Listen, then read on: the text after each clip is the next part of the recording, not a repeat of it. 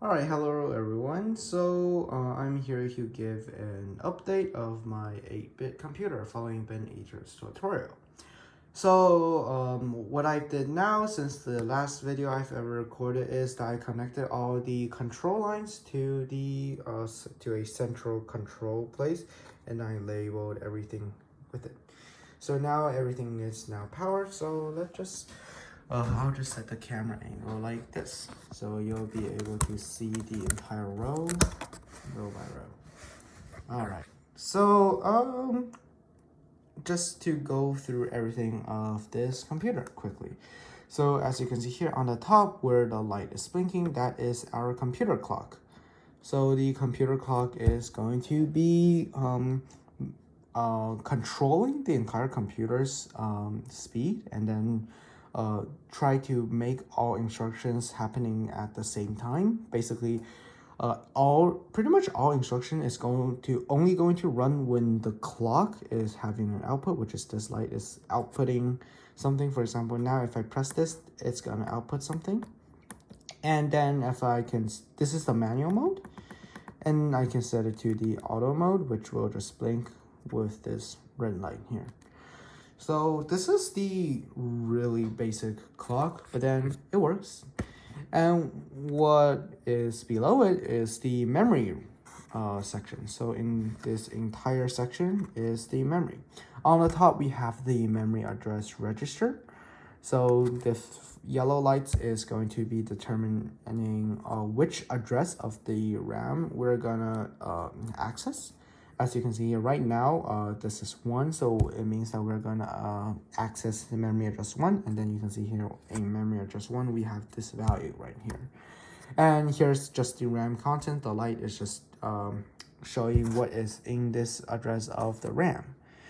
One other feature of this RAM is that I can change this to a manual mode, so I can manually set the address I'm going to access. So for example, I can just set it to this address, or I can set it to 1 or just 0, which you can see the same output. Actually, the output we are in 1, so you can see the same content here. And another thing is that if I want to change the content, I can just simply press the button here, set it on this switch, and then press the button, and then so here we have 0001 1110. So if I load this, it will be 0001 1110. And then so the next thing is we have here is the instruction register. So IREG. Instruction register basically is going to receive the instructions stored in RAM, and then it's gonna decode it. So we have the first 4 bits. Here is the instruction, like what we want the computer to do, and the last 4 bit is the information stored with the instruction. For example, if we have an instruction of +1, so here we'll probably store the 1 value. So this will show us we want to plus, and this will show us what we want to plus. That's just how it works. And then on the right, on the top, you see the green light, we have the counter. So this is what in our computer is going to be counting which memory address we're going to access. So for example, we can store several different instructions in our RAM in our location 1, location 2, location 3. So after we run the command in location 1, this will count up by 1, and then telling us the next step we're going to read from location 2. And in certain case, we might want to jump. So for example, after we finish the instruction number 7, we might want to go back to instruction number 1, and this allows it. This will this can read whatever value it has on the bus, and then it will output it. It'll change its own value to it. And the next 3 is the A register, B register, and the ALU. So A register, B register just temporarily stores information, while ALU constantly outputs the sum or the difference between A and B. What's next looks kind of fancy. It's the display, 7-segment display. I've used this EEPROM to be able to decode any binary number, actually 8-bit binary number, into a 7-segment display. It can also display, all the way up from 0 to 255. It can also use 2's complement to display negative number. And the last part is the control signals.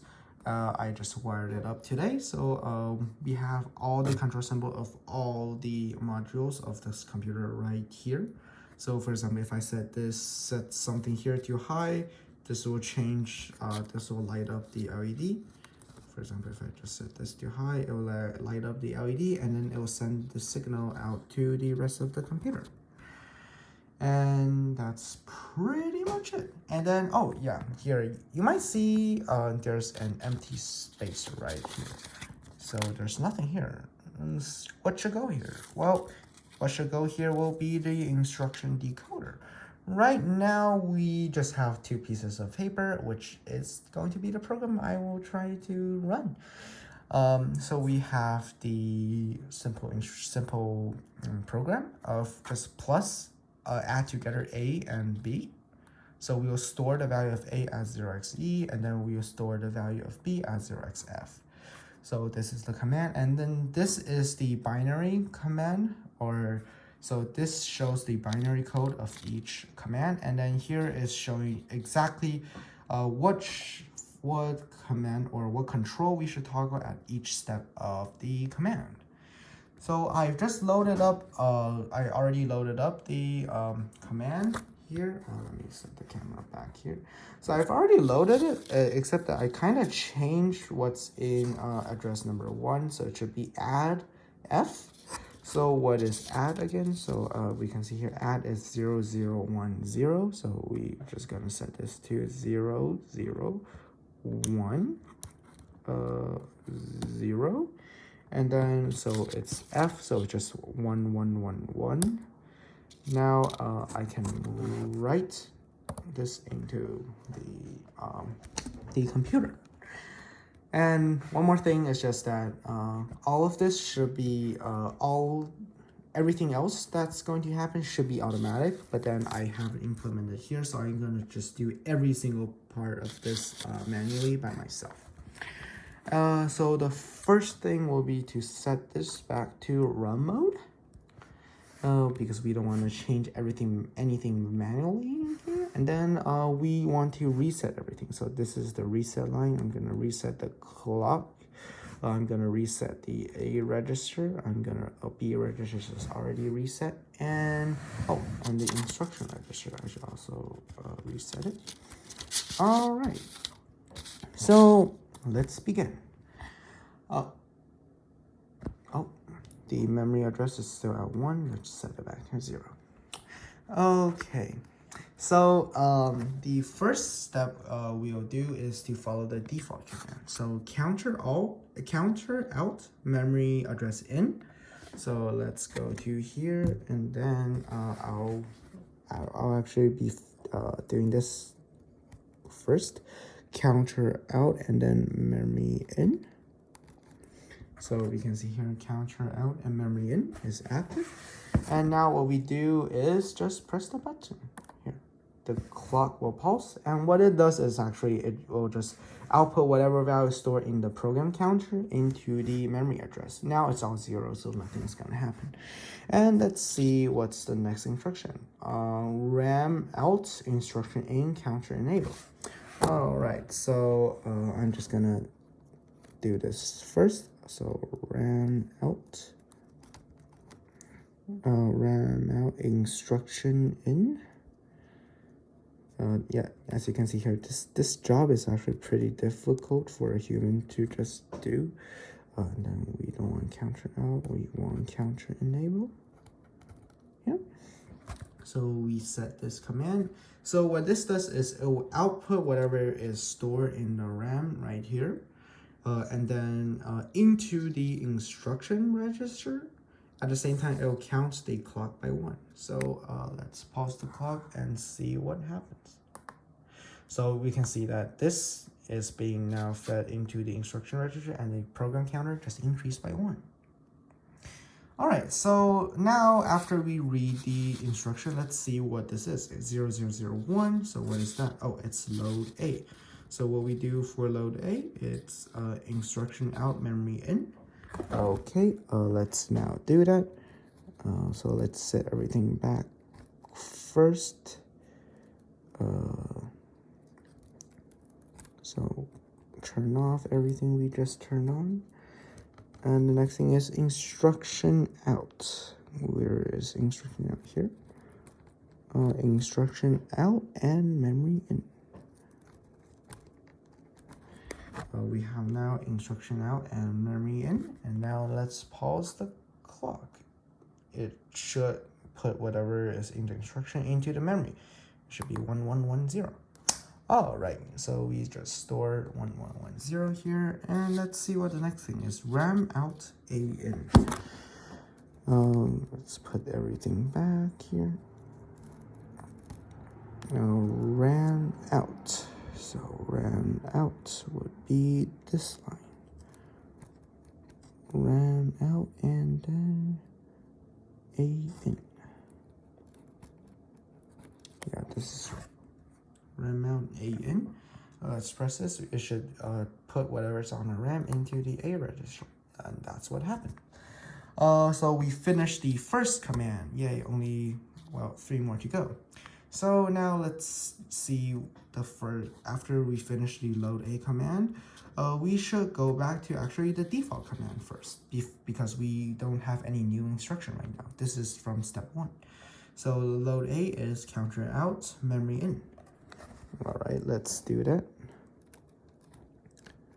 Counter out. Wait, put everything back first. So counter out would be here, and then memory in will be this one.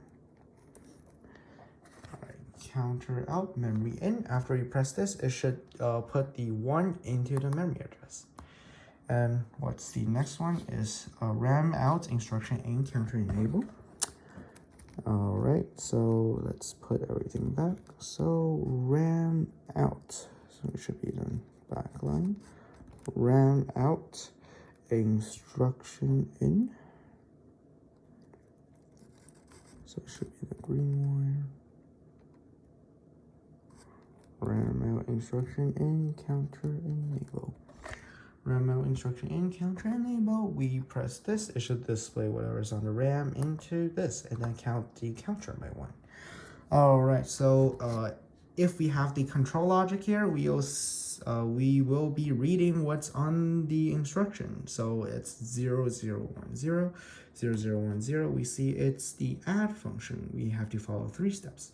Okay, so the 3 steps will be, let's put it right here so we can read it while we do this. First, we will be turning everything back to what it was.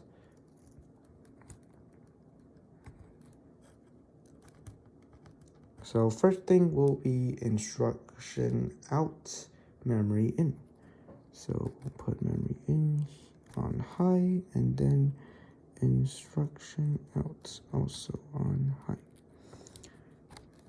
Instruction out, memory in. So this should be displaying the all ones into the memory. So pause the clock, all ones into the memory. We have a RAM content here. So what's the next step? Is RAM out, B in. So I'll set it right here.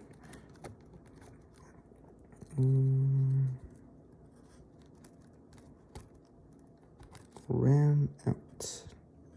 It should be this one. RAM out and then B in. Right now we set RAM out and B in. So this, what it does, it's to load or whatever it's on RAM through the bus all the way to the B register. So if I pause this clock, this comes here.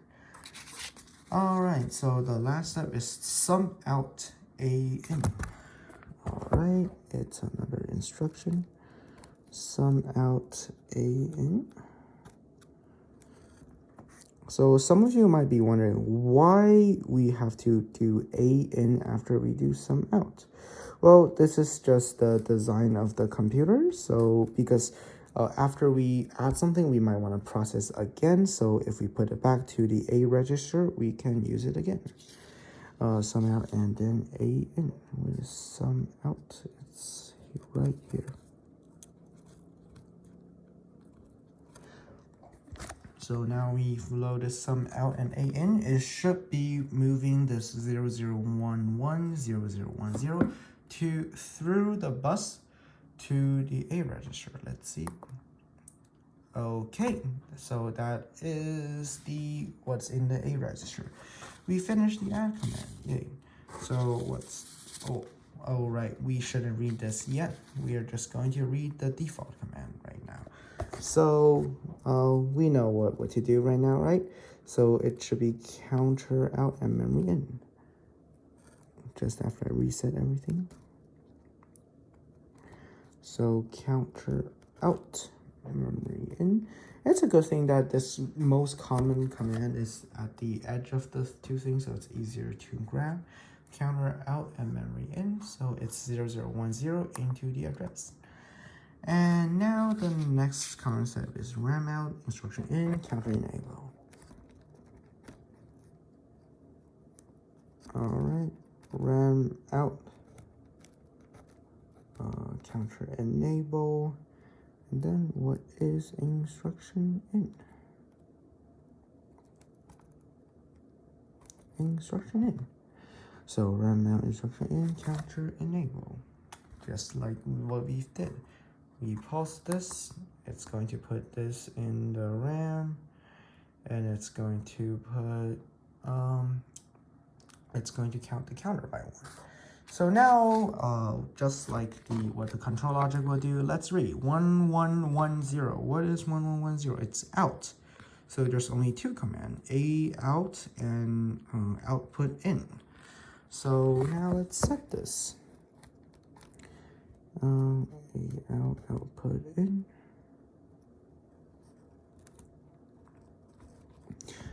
And let's see where is A out? So A out is right here, and then sum in should be this. Oh, that's output in. So yeah, we've set A out and output in. Now what it should do is to output this onto the bus and then to the display. So we pause the clock, we should see the number 50 appearing on our display. What was the number we were trying to add? So it's 20 and 30. Well, this is correct. And let's finish up this command. So we just finished the out command. Let's do another cycle of the default command. Right now, we can see that the program actually ended, but then we don't really just want to stop processing, because if we are actually using our computer, the computer will just keep running what it has, and then eventually it will go into the garbage value, which we didn't set between memory address 4 and E, or 4 and D, and it might do something weird. So counter out, memory in, counter out, memory in, counter out, memory in. We do that. We put the 3 onto the memory address. What's the next? RAM out. So RAM out. RAM out, instruction in. RAM out, instruction in, counter enable. Alright, RAM out, instruction in, counter enable. We put what's on the RAM into the instruction. And now we can see what this is. It's 1111. What is this? Halt. So there's only one command in this, which will be halt. So it's the first button.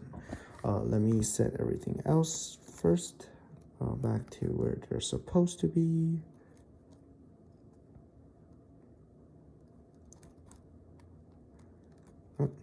And now the only thing that should be on is halt.